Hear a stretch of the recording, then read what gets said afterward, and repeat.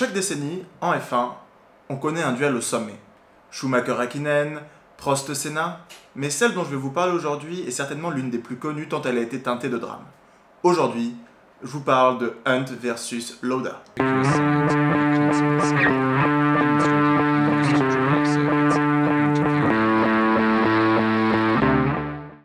Dans le coin droit, on a un Autrichien issu d'une famille riche qui a tout plaqué pour devenir pilote. Je vous présente Niki l'ordinateur Lauda. Alors moi aussi je vais être sérieux. Va te faire foutre. Et pour lui faire face, son opposé, la couverture de magazine, l'égérie des cœurs, je vous présente James l'accident Hunt. Well now James, they've changed the regulations concerning the airboxes and the wings and yet you're still extremely fast. How do you do it? Big balls. Voilà, les présentations sont faites. Vous l'aurez compris, on a affaire à deux faces d'une même pièce.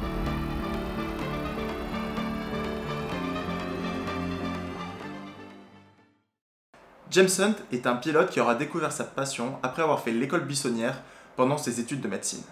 Après avoir enchaîné les petits boulots, il s'achète sa première voiture avec laquelle il fera ses premières compétitions. Il est vite remarqué par un Lord Alexander Asquith, qui l'engagera d'abord en F2, puis en F1 sur ses fonds propres. Mais pour tout bon duel, il faut un adversaire. Et qui de mieux que Lauda pour l'affronter? Lauda est issu d'une famille de riches Autrichiens, mais très vite sa passion l'éloigne, et il se met à jouer de prêts bancaires et à participer à quelques championnats. Mais voyant qu'il ne monte pas, il contracte un énième prêt pour payer sa place dans une écurie BRM. Et bien qu'il fasse des débuts chaotiques, en 1971, il se place en 3e position devant Ferrari, débutant ainsi sa légende. Alors forcément, quand tu passes devant Ferrari, il y a deux possibilités. Soit ce bon Enzo fait en sorte de te détruire politiquement, médiatiquement, tout ce que tu veux, soit il t'engage. Alors, bah ni une ni deux, quand t'as un mec comme l'ordinateur qui se présente et qui est capable de régler les voitures au poil de fesses, bah Enzo il a pas trop le choix, il l'engage. J'arrive pas à croire qu'avec de tels moyens vous fassiez une bagnole aussi merdique. Et enfin, en 1975, tout le talent de Lauda s'exprime et il est sacré champion du monde. Voilà, nos deux poids lourds sont bien en place. Il est temps de leur trouver un ring.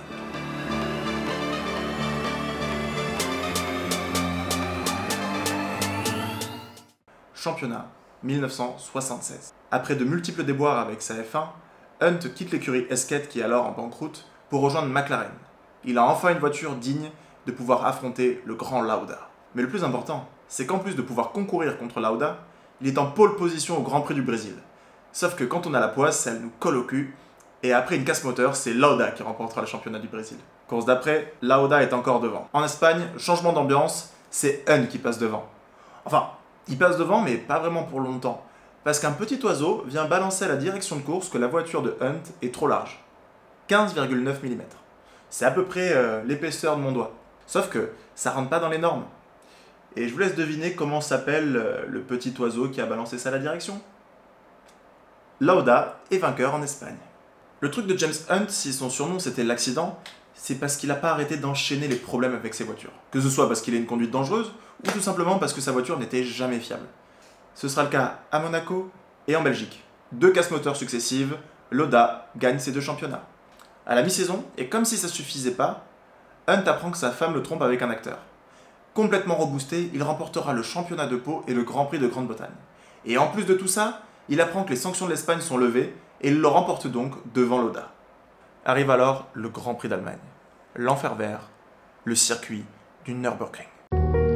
Bonsoir, c'est par un document assez exceptionnel que nous allons commencer ce journal, alors que dans une clinique de Mannheim en Allemagne fédérale, le pilote autrichien Niki Lauda lutte toujours contre la mort. 185 virages, 20 km de piste à serrer, la réputation du ring n'est plus à faire. Et comme si ça suffisait pas, le jour de la compétition, la pluie transforme le ring en vraie patinoire. Lors de la réunion de pré-course, Lauda fera tout pour faire annuler cette compétition qu'il trouve dangereuse. Sauf que Hunt insistera en disant qu'il voulait pas perdre ses points d'avance. Parti en pneu pluie, il se rend vite compte qu'ils sont limités. La piste est en train de sécher. Après un arrêt au stand chaotique, Lauda prend du retard sur Hunt. Il donne tout pour le rattraper, sauf qu'une biellette de suspension mal attachée cède et Lauda vient frapper l'extérieur. 2 pilotes le percutent, son casque s'envole et les réservoirs s'enflamment.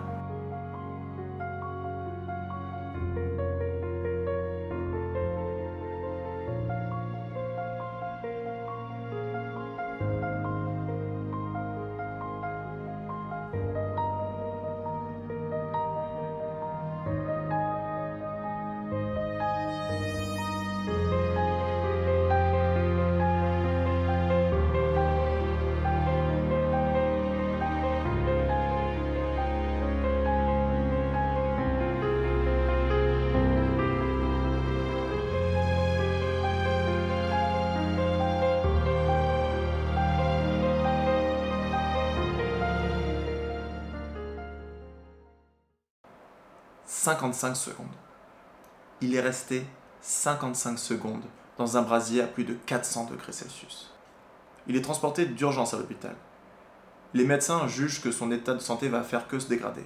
Ils font même venir le prêtre pour les derniers sacrements. Après de nombreuses semaines en soins intensifs, il sera déplacé dans un service de greffe où un morceau de sa cuisse lui sera greffé sur le visage, à la place du front. 42 jours il sera resté à l'hôpital. Parce que 42 jours après sa date d'entrée, il reviendra au Grand Prix d'Italie pour affronter Hunt, qui avait profité de sa convalescence pour reprendre les points au classement. Après avoir échappé à un carton avec Mario Andretti, il finira 4e du GP d'Italie, ce qui le laisse toujours 2 points en avance devant Hunt. Hunt le sait, et il sait que tout va se jouer au Grand Prix du Japon. Sauf qu'au Grand Prix du Japon, là où Hunt doit faire une 3e place pour s'assurer la victoire, il pleut à torrents. Complètement, la piste est détrempée, encore pire que celle du Nürburgring. Pourtant, Lauda enfile son casque, se met dans sa monoplace et se prépare à partir. La course commence. Lauda est derrière, mais Hunt n'avance pas beaucoup plus vite que lui. Sauf qu'au bout d'un moment, Lauda se rappelle de l'accident qui lui arrive au Nürburgring et décide d'abandonner cette compétition, laissant Hunt la victoire. Hunt est alors champion du monde. 2 ans après, il annoncera qu'il part à la retraite et mourra à 45 ans d'une crise cardiaque. Lauda n'oubliera jamais son adversaire et restera un des plus grands pilotes, que ce soit sur terre ou dans les airs, en fondant sa propre compagnie aérienne, la Lauda Airlines. Voilà, si cette vidéo vous a plu, je vais vous inviter à vous abonner ou à liker, mais surtout à regarder ce film, c'est Rush. C'est le film qui retrace les événements du championnat de 76 et qui est très bien fait. Il y a Chris Hemsworth, pour une fois il n'a pas un marteau, mais c'est un très bon film. Voilà, c'était Mario pour le hangar. Ciao.